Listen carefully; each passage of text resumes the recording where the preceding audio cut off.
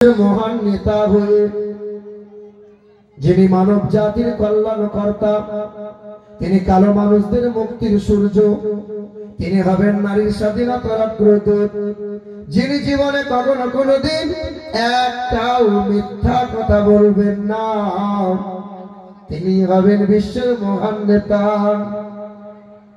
আর আপনার নেতার কথা তো বলতে পারবো না, ও শয়ে শয়ে মিথ্যা বলে। সামনে ভোট আসছে, দেখবেন ভোটের 3 দিন আগে আপনার দরজার কাছে দাঁড়িয়ে বলবে, চাষা টালির চালে বাস করছে, দেখো বাপ কেউ দেখলো না, আমি আছি, চিন্তা করো না, একবার আমাকে দাঁড় করিয়ে দাও, তোমার 4 তলা বানিয়ে দেবো।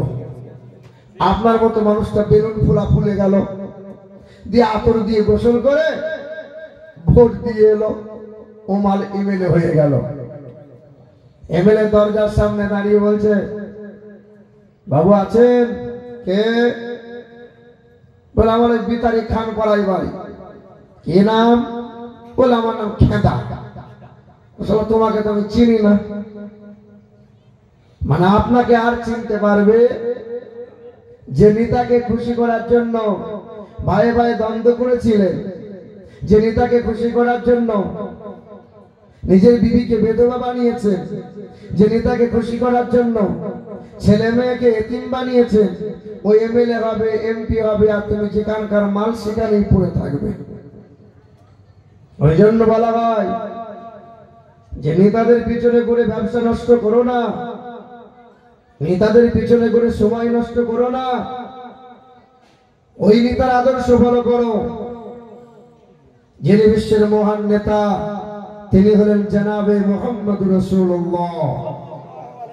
আরে ওই পার্টিতে দাঁড়াও, যে পার্টিতে দাঁড়ালে আল্লাহ পাওয়া যাবে, জান্নাত পাওয়া যাবে, ওই পার্টির নাম হলো নামাজ পার্টি। নামাজ পার্টি।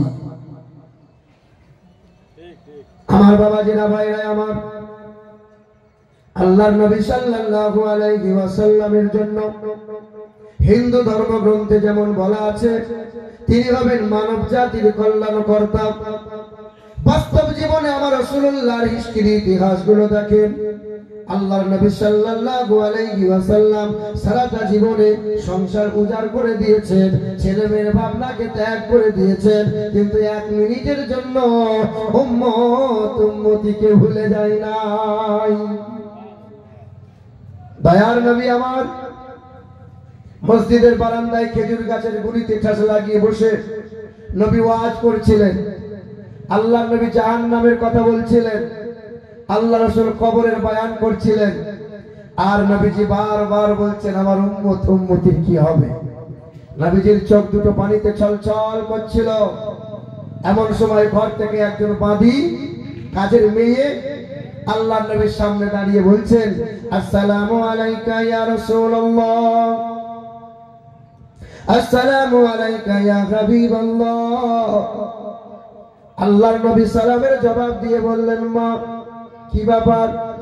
বলে, ইয়া রাসূলুল্লাহ একবার বাড়ি চলুন না, মা আপনার জন্য অপেক্ষা করে দাঁড়িয়ে আছে, একবার চলুন। মা মানে নবীর বিবিগণ, আমাদের মা উম্মাহাতুল মুমিনিন।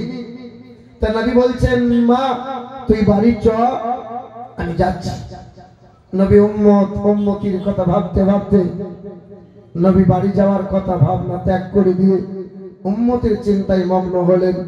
নবীর বাড়ি যাওয়া হলো না। কিছু সময় পরে ওই বাদীটা, ওই দাসীটা আবার আপনার দয়ার নবীর সম্মুখে দাঁড়াই। আল্লাহর নবী উম্মতের জন্য ভাবছিলেন। দ্বিতীয়বারে বাদীটা বলছেন, আসসালামু আলাইকা ইয়া রাসূলুল্লাহ।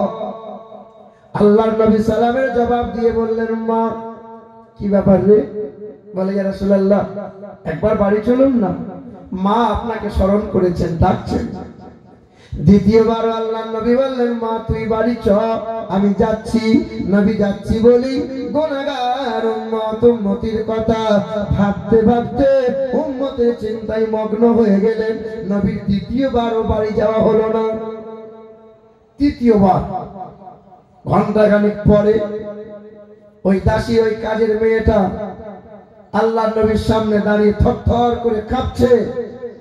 আর কাতর কণ্ঠে কেঁদে কেঁদে আল্লাহর নবীকে বলছেন আসসালামু আলাইকা ইয়া রাসূলুল্লাহ। আল্লাহর নবী সালামের জবাব দিয়ে বললেন মা তুই কাঁদছিস কেন রে, কি হয়েছে বল না। বাদীটা বলছেন ইয়া রাসূলুল্লাহ আমার কিছু হয় নাই, আপনি একবার বাড়ি চলুন না, দরজার সামনে একটা মেহমান দাঁড়িয়ে আছে, ওই মেহমানটা আপনার জন্য ইন্তজার করে বসে আছে, আপনি বাড়ি না যাওয়া পর্যন্ত ওই অচেনা মেহমানটা বাড়ি যাবে না বলেছে, চলুন না ইয়া রাসূলুল্লাহ। বাদীটা আর কান্না দেখে বাদী বললেন নবী আপনি আসুন। বাদীটা আগে আগে যায়, নবীজি বাদীর পিছনে পিছনে যায়। কিছু দূর যাওয়ার পরে আল্লাহর নবীর কদমটা থমকে গেল, চেহারাটা ঘুরিয়ে দেখে এই ঘরটা আমার বিবি মারিয়া কিপ্তিয়ার ঘর। আল্লাহ নবী পা পা করে গিয়ে দরজায় আওয়াজ দিলেন মারিয়া। তখন বিবি মারিয়া কিপ্তিয়া আস্তে করে দরজাটা খুলে দরজার আড়ালে লুকিয়ে ঝরঝর করে কাঁদছেন। আল্লাহর নবী বলছেন মারিয়া তুমি কাঁদছো কেন গো, তোমার কি হয়েছে বলো। তখন বিবি মারিয়া কিপ্তিয়া বলছেন ইয়া রাসূলুল্লাহ আপনাকে তিনবার ডাকলাম, আপনি এত দেরি করে দিলেন ইয়া রাসূলুল্লাহ।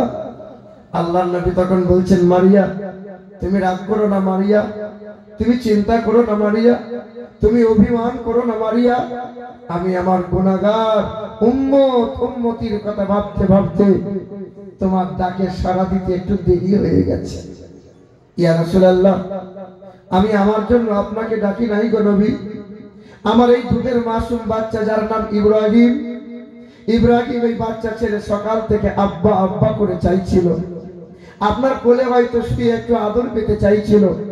এই মাসুম দুধের বাচ্চাটা সকাল থেকে পানি পান করে নাই, আমার স্তনে মুখ লাগিয়ে দুগ্ধ পান করে নাই, আপনি আমার এই বাচ্চাটাকে একবার নেন না।